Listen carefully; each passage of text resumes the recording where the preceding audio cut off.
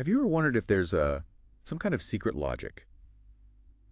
Something underneath it all, something governing the words we choose, maybe how our languages get built up, and even, well, the processes of life and death, our biology. Like a single grand principle explaining, well, maybe not everything, but a whole lot. Exactly. Yeah. An invisible force guiding how we act, how the world works. Well, today we're taking a deep dive into some really, really mind-bending stuff. We're looking at the work of George Kingsley Zipf, specifically his big one, Human Behavior and the Principle of Least Effort. It's foundational, really, a huge piece of research. And our mission, for you listening, is to unpack this core idea, this principle of least effort. We want to show you just how far it reaches. Right, into language, which seems so, creative and human. But also deep into biology, evolution, life, death, the whole shebang. We think this one simple idea might actually explain a shocking amount about how we and the world around us operate. Think of it as a kind of shortcut, maybe, a way to get a handle on these invisible forces shaping things. Yeah, hopefully with plenty of those aha moments that just make you see things a bit differently. Well, the core idea you mentioned, the principle of least effort, is really fascinating. At its heart, it's suggesting that any individual or any system, really, like an organism, tries to solve its problems by, well, minimizing the total work needed. Minimizing work. Sounds simple enough, like being lazy. But see, it's not just about laziness or what's easiest right now. It's crucial that it's about the total work. Total work, meaning? Meaning both the effort for the problem right in front of you and the effort you'll probably need for future problems. It's about the long game. Okay, so anticipating future challenges too. Exactly. It's a really profound drive towards efficiency, towards conserving energy and resources over time, not just taking the immediate easy route. That makes sense. So the big question then is, how far does this actually go? Where does this principle apply? Well, according to Zipf and the sources we're looking at, its reach is, well, it's almost universal. We see hints of it in human communication, how societies are structured, even, as you said, fundamental biological processes. Wow, okay. So a simple premise, but huge implications. So where should we start? Language seems like a good place, right? See how it plays out in the words we use every day. Definitely. It's one of the clearest examples in Zipf's work. And then maybe zoom out, look at biology, evolution, even our own minds. Maybe dreams, art. That sounds like a good plan. See how the single thread might connect all these seemingly disparate things. All right, let's dive in. Let's unpack this principle of least effort. The overarching principle of least effort. The universal drive for efficiency. Okay, so to really get this, we need to nail down what Zipf means by least effort. Because, as we said, it's not just about what feels easiest in the moment. Right, the total work thing. Exactly. The principle states that an organism, or really any system, is going to try and solve its problems in a way that minimizes the total work spent. And that total includes the immediate effort plus the probable effort for future stuff. So it's like an optimization problem, almost. For the long haul. Precisely. It's anticipating what's coming down the road and trying to conserve energy overall. And Zipf argues this isn't just, a human quirk. It's fundamental. It underpins natural systems. That distinction, immediate versus future work, that really changes things, doesn't it? How you think about decisions. Completely. Both conscious and unconscious ones. Okay, give us an example. The traveler one is good. Right, the traveler between two cities. If the road is perfectly flat and straight, well, okay, the shortest path, the fastest path, the least work path, they're all probably the same thing. Simple. Makes sense. Easy peasy. And here's where it gets interesting. What if there's a huge mountain range in the way? The path of least distance might be, say, tunneling straight through. But think about the work involved in that. Massive immediate effort, resources, danger. Yeah, building a tunnel is not exactly least effort in the short term. Exactly. So Zipf's least effort path, maybe counterintuitively, might actually be a much longer, winding road that goes around the mountains. Even though it takes more time, covers more ground. Yes, because it saves that enormous initial expenditure of energy and resources.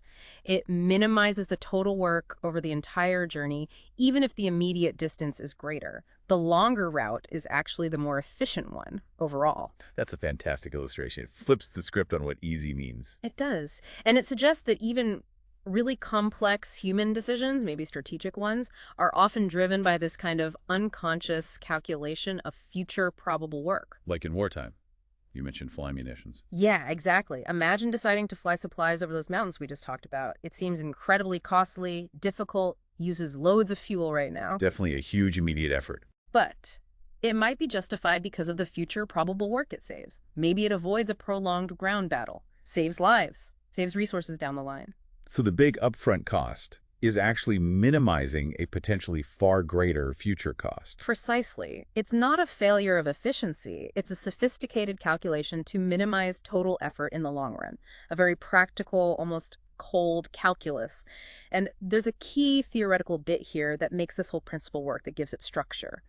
Zipf calls it the singleness of the superlative. Singleness of the superlative. Okay, what does that mean? It basically means that for any system solving a problem, any dynamic process, if it's going to have a clear, predictable outcome, it can only be optimizing for one main thing at a time. One primary goal. Right. For instance, it's minimizing total work, or it's maximizing economy of work. It can't be driven by multiple conflicting mosts or leasts simultaneously. Because then it would just be chaotic, indeterminate. Exactly. If you have conflicting superlatives pulling it in different directions, the whole problem becomes meaningless. You can't predict what will happen. It's like trying to serve two masters, the system gets paralyzed or acts erratically. Okay, so back to the flat road example. Distance, time, and work might all be minimized there. Incidentally, yes. But the underlying driving force, the superlative the system is actually optimizing for, according to Zipf, has to be singular.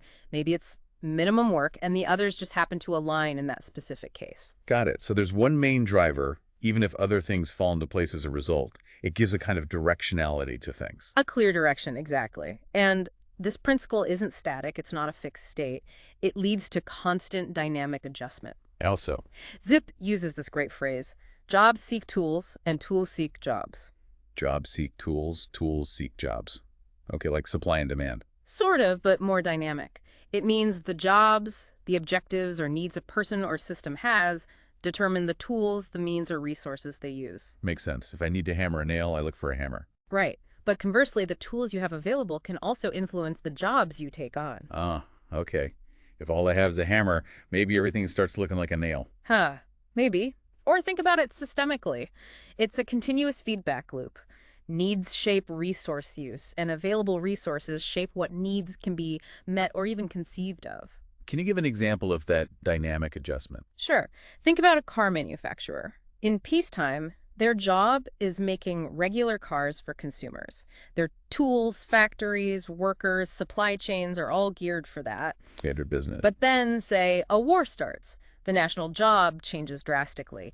Now the country needs military vehicles. Nice, the demand shifts. So the manufacturer adapts. They alter their tools, retool the factories, retrain workers to meet the new job. They adjust dynamically to minimize the mismatch between tools and jobs, efficiently meeting the new objective. That's a clear example. What about on a more personal level? Okay, Zipf uses the example of, say, John and Mary getting ready for a date. Each person is, in a way, a set of tools for the other, their appearance, conversation, charm, whatever. Okay, tools in a social sense. And each also has a set of jobs, what they hope to get out of the interaction, the impression they want to make. Right. Their objectives for the date. So as they interact, maybe even just getting ready beforehand, thinking about the other person, there's this subtle reciprocal adjustment. Each person tweaks their tools and maybe even their jobs to try and achieve an economical match. An economical match, meaning less awkwardness, more connection with less effort. Something like that.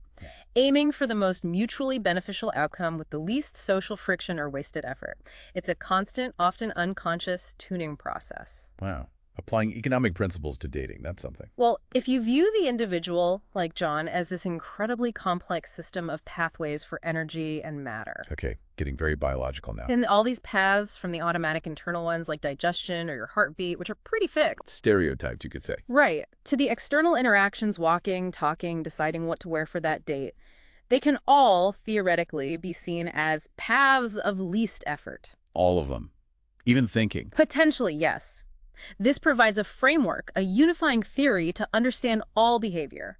Every action, every choice, conscious or not, aligns with this drive to minimize total probable work, often in ways we don't even realize. A prime example of least effort in action. That's huge. All behavior as paths of least effort. It really hammers home that idea of a universal principle. It's a very powerful claim. And you said language is where this really shines, where Zipf have demonstrated it most clearly. Absolutely. Human speech, when you look at it through this lens, is just a remarkable system of tools. Words are tools, Meanings are their functions, and we use them to achieve objectives. Tools for communication. Exactly. And like any tool system, the principle of least effort is driving efficiency everywhere you look. Language isn't just messy human creativity, it's an economic marvel. Okay, so let's get into Zipf's famous findings here. The word frequency thing, Zipf's law. Right. This is probably what he's best known for. It's pretty mind-blowing when you first encounter it. Lay it on us. Okay. Imagine you take a really big chunk of text. Zipf's used James Joyce's Ulysses, which has like almost 30,000 different unique words. That's a lot of words. It is.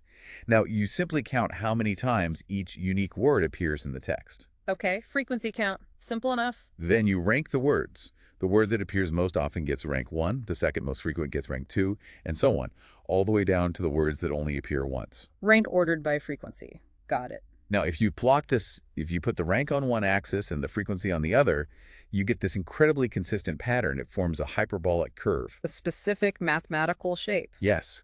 And even more clearly, if you plot that same data on what's called a log-log graph, where both axes use logarithmic scales. Log-log plots. Yeah. Takes me back to science class.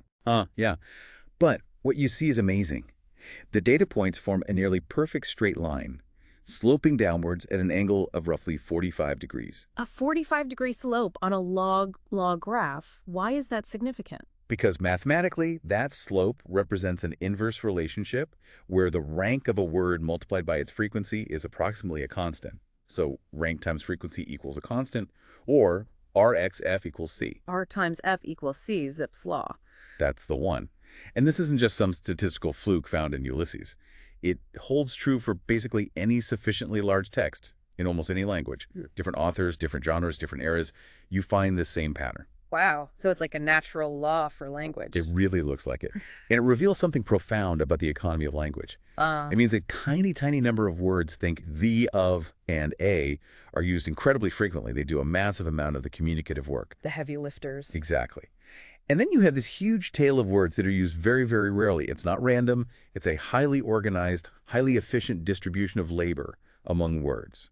Okay, that's fascinating for word frequency. What about word meaning? Does that follow any patterns? It does. Just as the words themselves are distributed in this orderly way, Zipf argues their meanings are too. He explains this using two opposing forces. Opposing forces? Like a tug of war? Kind of. On one side, you have what he calls the force of unification. This comes from the speaker. This person talking. Right. To minimize their effort, the speaker would ideally prefer to use the smallest possible vocabulary. Maybe even just one single super versatile word for absolutely everything. One word means everything. That sounds confusing. Exactly. Because on the other side, you have the force of diversification. This comes from the auditor, the listener. The person trying to understand. Yes. The listener needs clarity. They need distinct meanings to avoid ambiguity and understand the message without constant, wait, what do you mean by that? So they push for more words, more specific meanings to differentiate things? So speaker wants fewer words, listener wants more distinct meanings, a tension there. A fundamental tension. And the result is a balance, a compromise. Language settles into a state where no single word means everything that would be chaos for the listener. Definitely. But some words do take on multiple meanings. And this isn't random either. It tends to follow a pattern. What kind of pattern? Zipf showed using dictionary data, like from Thorndike's 20,000 word list, that the average number of meanings a word has tends to decrease as the word becomes less frequent. So the most common words have the most meanings? Generally, yes. Roughly, the number of meanings decreases by about the square root of the frequency rank. So words like run or set or go, super common words, are incredibly versatile. They carry lots of different meanings. Why would that be? Because it's economical. Yeah. For the speaker, it's efficient to reuse these common, easy-to-access words. And for the listener, because these words are used so often, the context usually makes the intended meaning clear enough. It's an elegant, economical solution. Okay, that makes a lot of sense. Balancing speaker effort and listener clarity. Now, the principle of least effort also predicts something about word length, right? The law of abbreviation. Yes, and this one feels pretty intuitive. It just states that, generally speaking, uttering a longer word requires more physical effort than uttering a shorter one. More syllables, more muscle movements. Seems obvious enough. So what's the implication? The implication is that we should find an inverse relationship between how long words are and how often we use them. Meaning? Shorter words should be used more frequently. Exactly. And the data backs this up overwhelmingly. Studies, like one using American newspaper data by R.C. Eldridge that Zipf references, clearly show this. The words we use most often tend to be the shorter ones. Can you give some examples of this in action, like words changing? Sure. Think about how language evolves. Automobile becomes auto, or just car. Telephone becomes phone. Television becomes TV. Information becomes info. Electricity sometimes becomes juice. We naturally shorten things we say a lot. We do. Languages are constantly undergoing these subtle changes, shortening longer words or increasing the frequency of existing shorter words to take on new roles. This isn't just random linguistic drift. Zipf argues it's the law of abbreviation, an economic principle making communication more efficient. We trim the fat off common words. And this ties into another concept Zipf discusses, the law of diminishing returns in language. It's about how the system, the language as a whole, economically manages the size of its vocabulary. Let's call it N. Okay, managing the number of words efficiently. How? There are basically three interacting principles here, all related to minimizing effort. First, there's economical versatility. You touched on that common words getting more meanings. Right. The most frequent words tend to become more versatile, like a multi-tool. It's efficient to reuse them. Second, economical permutation. Permutation, like combinations. Yes. It means we prefer to combine existing bits of language words, meaningful parts of words called morphemes, like prefixes or suffixes, before we go to the effort of coining a completely new word from scratch. So things like adding ing or dead to verbs or making compound words like blackboard or database. Exactly.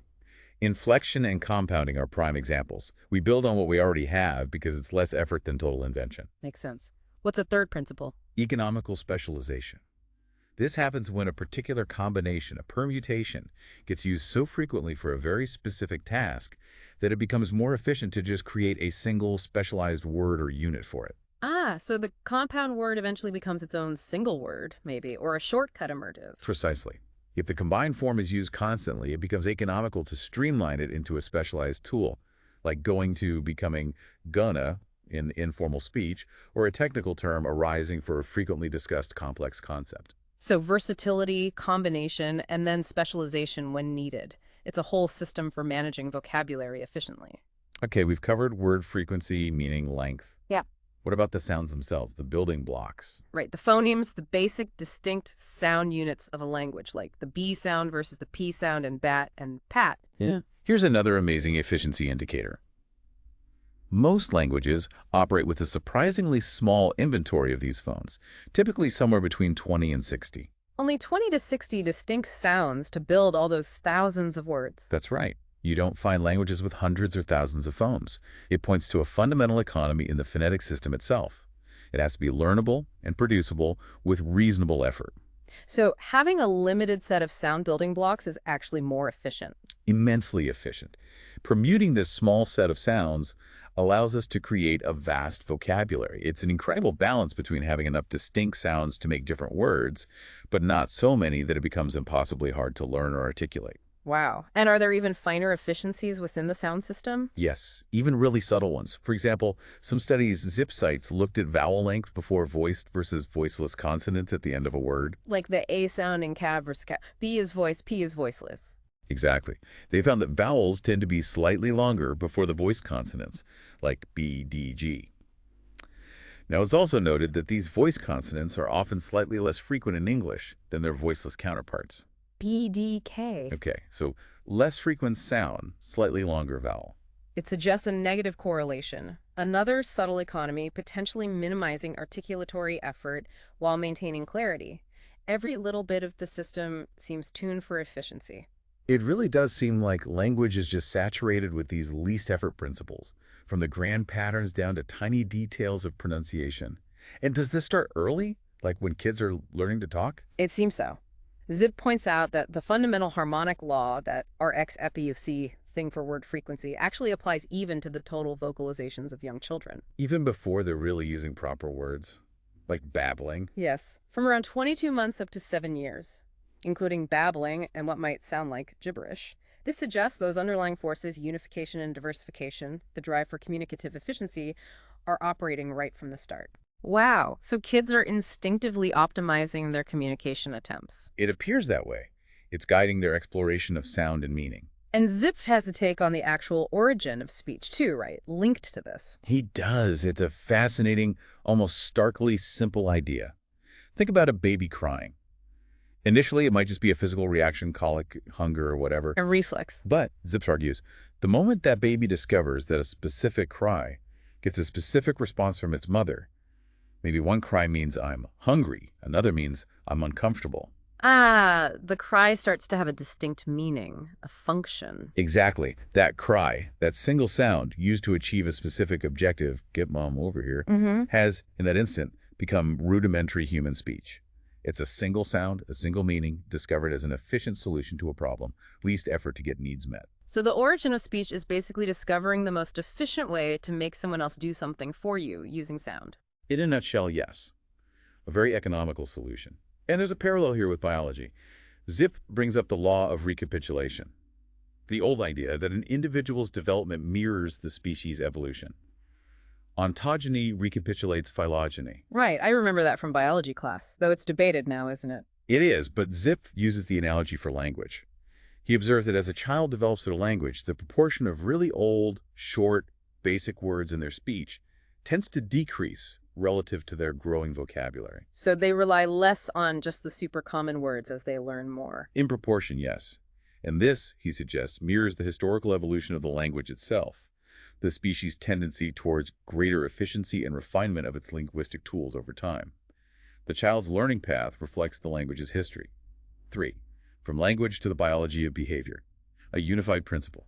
Okay, so we've seen how deeply this principle of least effort seems embedded in language. But you said Zipf takes it much further, right? Into biology and behavior itself. He absolutely does. He basically views the entire organism as a system operating under this principle. He uses the term ego, or identity point. Ego, like Freudian ego. Not quite. More like the center point, the origin of a frame of reference for that organism within the physical world. And this identity point is constantly, inherently striving to minimize its probable work over time. So the whole organism is an optimizer. Yes, but focusing not just on the physical parts, but on the kinds of actions, the performances, the behaviors the organism undertakes as a whole system. This leads to a pretty profound idea, doesn't it? If the organism is minimizing work over its whole life, then life itself, the entire trajectory of existence, could be seen as a path of least effort. Wow. So things that look really hard, like that squirrel burying nuts. Right. That intense, immediate effort of gathering and burying thousands of nuts isn't violating the principle. It's actually a sophisticated strategy to minimize future probable work. The work of starving in winter or desperately searching for food when there's none left. Exactly. The upfront cost minimizes a much larger, potentially fatal future cost. It's a long-term investment in efficiency and survival driven by this unconscious economic calculation. It implies that organisms are constantly doing these complex calculations without even thinking about it. It seems that way. Zipf talks about the apparent ease with which animals solve complex physical problems. Think of an ape swinging through the jungle canopy. Yeah, incredible agility. You're instinctively calculating trajectories, forces, judging distances, figuring out the strength of branches. Often, a mistake means death. Zipf suggests this points to an inherent calculating machine in all living things. A built-in effort calculator. Constantly evaluating, constantly optimizing, constantly minimizing effort, even in the most basic acts of survival. Living itself is this continuous negotiation with least effort. And our senses fit into this picture too. Perfectly. Our sensory systems are a fantastic example of biological economy. On one hand, an organism needs to shield itself, right? To minimize the disturbance from constant, irrelevant environmental noise. You don't need to consciously process every single air current. Information overload would be exhausting, inefficient. Exactly. But on the other hand, you absolutely need to gather crucial information about the environment to survive. So our senses act like strategic peepholes. Sampling the world efficiently. And notice how sensory organs are localized. Eyes, ears, nose, they're concentrated in specific, highly sensitive areas. Rather than having super sensitive skin all over. Imagine that. It would be an energetic nightmare to build and maintain that, and the processing load would be immense. Localizing sensory input saves a huge amount of work, focusing resources where information gained is most critical. Classic least effort design. And we don't try to get all the information right, just enough. Precisely. Complete information would be way too costly to gather and process. Instead, organisms aim for representative samples, just enough data to make reasonably good predictions about the environment and guide future actions efficiently. Get the gist, basically. Enough to get by and make good decisions. Right. Balancing information gain against the effort of acquiring and processing it. And interestingly, Zipf argues this balance extends beyond individual organisms into social systems, like how we organize and share information. How so? He looked at things like the typical length of articles in encyclopedias, like the Encyclopedia Britannica data he analyzed, or how news is structured in newspapers. He looked at the Chicago Tribune and New York Times obituaries, for instance. Obituaries, how do they fit in? They're designed to convey key information very efficiently. Name, dates, key relationships, accomplishments. A concise representative sample of a life. Okay, I see. Efficient information transfer. Even things like the course catalog of a university, like Harvard data he mentions. You see a mix. There's the force of unification pushing for broad, general courses that apply widely, intro to psychology, say. Covering the basics for many students, efficient for the university. And then the force of diversification, pushing for highly specialized seminars on niche topics for fewer students with specific interests. Catering to detailed needs. The whole system finds an equilibrium, balancing general, versatile information, less effort to produce, serves many, with specific detailed information. More effort serves fewer but meets critical needs. Maximum utility for minimum overall effort in the educational system. And this drive for efficiency in information handling leads to another point. Organisms, including us, try to classify the world using the minimum number of categories needed to predict the future effectively. Minimum number of boxes to put things in. Basically, yes. The smallest number of classes, Zipf calls it. This, he says, is why humans love sweeping generalizations and oversimplifications. Because it's less mental work. Exactly. It takes less effort to think in broad categories, as long as those categories are good enough for making predictions and guiding actions. Even if they gloss over nuances or aren't perfectly accurate in every detail, intellectual ease is achieved by simplifying. That definitely rings true. We do tend to generalize. Okay, this is going deep. You mentioned Zipf even connects least effort to evolution as an alternative to survival of the fittest. Well, maybe not a complete alternative, but a complementary principle, or perhaps even a more fundamental driver. He suggests least effort provides a sufficient explanation for major patterns in biological evolution, especially the distribution of species. How species are spread out geographically. Yes. He points to the work of Dr. J.C. Willis, who gathered enormous amounts of data on plant distribution, the age and area hypothesis. What did Willis find? Willis found patterns that align perfectly with what the principle of least effort would predict. Generally speaking, you find relatively few species that are physically small, but have huge populations spread over vast areas. Like bacteria, maybe. Or common insects, easy to spread, reproduce quickly, with less resource needs per individual. Exactly. Lower effort to disperse and maintain populations. Conversely, as species get physically larger and often more specialized, you tend to find more different species, but each one has a smaller population size and a more limited geographical range. Like elephants or tigers, needing specific habitats and more resources. Harder to spread far and wide. Right. Organisms that can reproduce, spread, and adapt with less overall effort naturally become more widespread. It's biological economics shaping the map of life. And this leads to one of Zipf's most provocative, even startling ideas about death itself. Oh boy. Okay, what's the least effort take on death? Well, think about it. If the planet can only support a roughly fixed number, n, of organisms or identity points at any one time. Limited resources, limited space. Right, and organisms are constantly procreating, creating new identity points. Well, something has to give way. Old organisms need to be removed to make space for new ones. From this purely systemic economic perspective, Zipf suggests death isn't just a biological breakdown, it's an economic convenience. An economic convenience. Wow, No? that's stark. It's a mechanism to free up organic opportunities, as he puts it, to clear space and resources for new life forms, maintaining the dynamic balance and efficiency of the whole biological system. So death keeps the system optimized by allowing turnover. That's the implication. It's not necessarily about the individual organism's failure, but about the larger system's need for efficient resource allocation and adaptation through new generations. And the drive to reproduce, Yeah. the procreational urge. Fits right in. It's the fundamental drive to create those new organic opportunities, to keep the cycle going, ensuring the system remains dynamic and efficient. Life and death become parts of a grand, planetary-scale economic cycle. Now, this principle of minimizing probable work, this economic lens, Zipf extends it right into the thicket of human biological functions, sexual behavior, family dynamics, often looking at societal rules as analogs serving this drive. Okay, this sounds like it could get complicated. How does marriage fit in? Well, the source frames marriage, perhaps jarringly, as potentially an economic act. It mentions, almost as a thought experiment, the hypothetical economy of training one's mate from infancy. Training your mate from infancy? That sounds problematic. Extremely. But the abstract idea is seeking an ideally economical mate, someone who requires the least work to interact with, someone perfectly molded to one's needs. Of course, Zipf immediately notes this creates conflict with the other parent, who has their own economic interest in the child. It highlights the clash of individual versus group or paired economies. And this framing offers a very specific, and again potentially controversial, take on the parent-offspring incest taboo. How does least effort explain the incest taboo?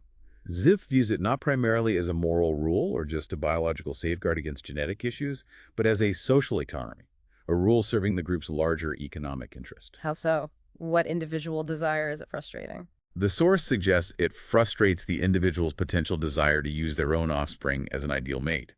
Why? Because the offspring is intimately known, potentially highly compliant, representing, in a grim abstract sense, the least effort path to finding a perfectly suitable partner. Okay, that's a disturbing way to frame it, but I see the least effort logic there from a purely self-interested individual perspective. Right. The taboo overrides this individual least effort solution to serve the group's needs. Forcing mating outside the immediate family promotes genetic diversity, builds broader social alliances, strengthens the community. The source notes the taboo usually focuses on actual copulation, but the underlying intimacy and affection between parent and child often develop anyway, creating that psychological tension and conflict because the economical individual urge is being socially blocked. A clash between individual efficiency and social efficiency. Exactly. What about other aspects of sexual behavior, homosexuality? Zipf discusses it within a framework he calls sexual bipolarity. The idea is that individuals have both male and female economies or tendencies within them, and the balance determines their sexual behavior. Homosexual behavior is seen as potentially constitutional, innate, conditioned, learned, or a mix, depending on how these internal economies balance out and interact with the environment.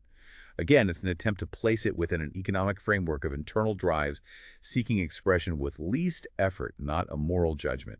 And he introduces this concept of substitute genitalia. Substitute genitalia. Yes, referring to using other animals or even inanimate objects for sexual release when preferred or culturally sanctioned partners aren't available.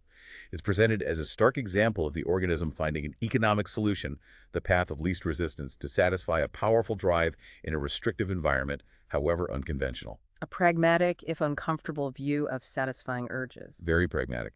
And he even extends this kind of thinking to the sex determination of offspring. How could least effort affect the sex of a baby? The source hypothesizes a link between the parent's sexual bipolarity, their internal balance, and even environmental factors like the proximity of other people, influencing the sex ratio of offspring. It mentions some statistical observations. For instance, in certain species, offspring developing closer to the mother might tend to be male, those further away female. Seriously, that seems far-fetched biologically. The source acknowledges the physiological mechanisms are completely unclear.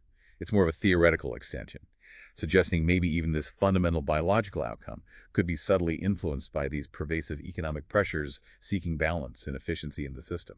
It's highly speculative within the text itself. 4. Mind, culture, and psychological implications. The semantic system. Okay, shifting gears a bit. We've covered biology, species, families. What about the individual mind? Zipf calls it a unit semantic system, right? Yes, and again, it's viewed through the lens of least effort. The mind in this framework is basically the organism's process for selecting operations, thoughts, actions that minimize its total probable work. So thinking is about minimizing future effort. In a way, yes. Organizing experience, predicting the future, planning actions, it's all aimed at navigating the world more efficiently. And therefore, disturbances to the mind are fundamentally classificatory disturbances. Meaning, when our categories get messed up, when things don't fit our understanding. Exactly. When our internal map of reality doesn't match the territory, it creates inefficiency, requires more work to function. The mind naturally strives to fix this, to restore logical self-consistency in its structure of understanding and reacting. Like mental housekeeping? Or healing? Zipf compares it to the body's natural healing force, the 𝗵𝗂𝗃𝗪𝗃 𝗔𝙀. The mind seeks internal coherence and order because that's the state of least effort for processing the world. What's really interesting and maybe a bit weird is the idea about spurious correlations, right? Yeah. Beliefs that seem crazy to others. Yes, this is fascinating.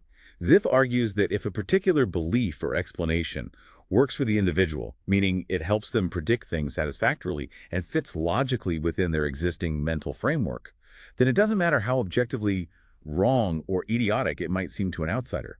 Like the example of the Chinese peasants banging pots during an eclipse. Exactly. They believe a dragon is eating the sun. Banging pots scares the dragon away. The sun comes back. From their perspective, the correlation works. The action is effective, it resolves the terrifying anomaly, and it's consistent with their worldview. It provides intellectual ease, prevents the massive mental effort of dealing with something inexplicable and scary. Precisely. He says we all create these ad hoc gods and sprites and verbal explanations to make sense of things and reduce mental effort. And we cling to them because questioning them threatens our whole mental structure, which would require enormous work to rebuild. And this tendency leads directly to the concept of intellectual rigidity, especially later in life. Because our existing mental framework, our semantic system, gets more entrenched with experience. Exactly. Once it's been built up and reinforced over years, restructuring it to adapt to major changes in the environment requires significantly more mental work. It's harder to tear down and rebuild the older the structure gets. So intellectual rigidity is basically the increasing effort required to change your mind as you age. That's the ideal. And Zipf connects this directly to health and longevity. He suggests that this difficulty in restructuring, this rigidity, can make older individuals less adaptable to stress and change, potentially contributing to why death, particularly from stress-related illnesses, is more likely later in life. Whereas people who are more mentally flexible, more intelligent in the sense of being adaptable, able to restructure their semantic systems more easily and efficiently, they tend to handle change better, experience less stress, and statistically tend to live longer. Mental adaptability becomes a key to minimizing life's work. So even something like a neurosis fits this model. Yes. Zipf defines a neurosis essentially as a faulty probability. The individual's internal calculation of the likelihood of something happening diverges drastically from the objective reality or the collective experience of their group. Like the rape victim example, believing the probability of it happening again is extremely high. Right. Her internal semantic system assigns a faulty, inflated probability to that future event. This leads her to take extreme, costly actions, like refusing to leave home to minimize the perceived future work of dealing with another attack. But the effort spent avoiding the perceived threat becomes a huge burden itself. Exactly. The attempt to minimize a future, but statistically improbable effort creates a massive, immediate, and inefficient expenditure of effort in the present. The mind's calculation has gone awry, leading to a highly uneconomical state. And taking this even further, Zipf offers this really unique perspective on schizophrenia. Not just as illness, but as a different kind of semantic system. Sort of. He views it as the individual fundamentally withdrawing from the shared rules and demands the semantic exigencies of the culture's language and logic. They essentially restructure their mind according to their own internal logic, seeking a different kind of consistency. A private reality, in a way. A reality structured for maximum internal logical consistency, even if it breaks connection with the shared cultural reality. And there's actual linguistic evidence for this, the word frequency thing again? Yes, this is really specific and intriguing. Zipf analyzed the speech of schizophrenic patients and found their rank frequency distribution for words had a slope steeper than the typical 45-degree line on that log-log plot. Steeper, what does that mean? A steeper slope, greater than unity, indicates that the I pole, the speaker's own internal economy, their perspective, their logic, is dominating much more strongly over the U pole, the listener's need for clarity and shared understanding. So their language becomes more repetitive, more self-focused. Exactly. It leads to increased repetitiveness, using a smaller set of words or phrases more often, even when talking about different things. Zipf described it as saying basically the same things in essentially the same way about an ever-widening number of different things. Like getting stuck in their own linguistic loop, sacrificing understandability for internal consistency. That's the interpretation. He gives examples, like a patient named Helen with a conspiracy delusion, whose speech patterns showed this deviation. And importantly, Zipf notes that from the schizophrenic individual's own viewpoint, the ambiguities and illogicalities of normal language are genuinely problematic. Like words having multiple meanings rose, as a flower, a name, a verb. Right. Or bear the animal versus bear the verb. To someone striving for absolute internal logical consistency, these ambiguities are frustrating. Their drive towards a more precise, less ambiguous use of language isn't inherently pathological, but it isolates them because it deviates so far from the shared, less logical conventions of everyday speech. They're optimizing for internal logic at the expense of communication. In essence, yes. And Zipf mentions a physical correlation, too, body type. He does. He notes an observation that individuals with what's called an asthenic physique, typically tall, thin, maybe socially awkward, often described as having a schizoid personality type, were statistically more prone to developing schizophrenia. Suggesting a possible constitutional or hereditary link. It hints at that, yes. That perhaps even our innate physical makeup might influence how our minds structure reality, and where potential fault lines for this kind of radical restructuring might lie. A complex interaction, no doubt. But least effort doesn't just explain problems. Zipf applies it to everyday mental phenomena, too, like dreams and art. Dreams aren't just random noise, then. Not according to this view. Dreams are seen as purposeful plays or mental operations where the dreamer works through their problems, processing experiences and emotions using relevant symbolic operations. Problem solving while asleep. Sort of. The mind selects internal stimuli, memories, feelings, images, and constructs a narrative, a kind of simulation, to explore solutions or integrate experiences, all driven by the principle of least effort, trying to achieve mental resolution efficiently. He gives a detailed example, remember, the woman dreaming about a bee stinging her genitals. Right, that led to a pleasant glow, then panic. It sounded bizarre. Bizarre on the surface, yes. But analyzed through this lens, it's seen as a highly economical symbolic operation. The bee, the sting, the pleasure, the panic. It's the mind, using potent symbols to process complex, perhaps conflicting issues related to sexuality, vulnerability, pleasure, fear, whatever was relevant to her. It's an efficient way to tackle deep stuff symbolically, minimizing the work compared to conscious, rational processing, perhaps. The mind's internal theater, running efficient simulations. And art is similar, a kind of play for an audience. Exactly. Art is communication. The artist, like the dreamer, selects operations, colors, sounds, words, movements, but presents them externally to evoke desired responses in an audience. Again, choosing the most effective elements. Least effort for maximum impact. That's the idea. Every choice an artist makes, which note to play, which word to use, which color to apply, is ideally an economical one, aimed at achieving the intended effect most powerfully and efficiently. This is where Zipf talks about mass and coherence in art. A good piece of art, like a coherent dream, has mass.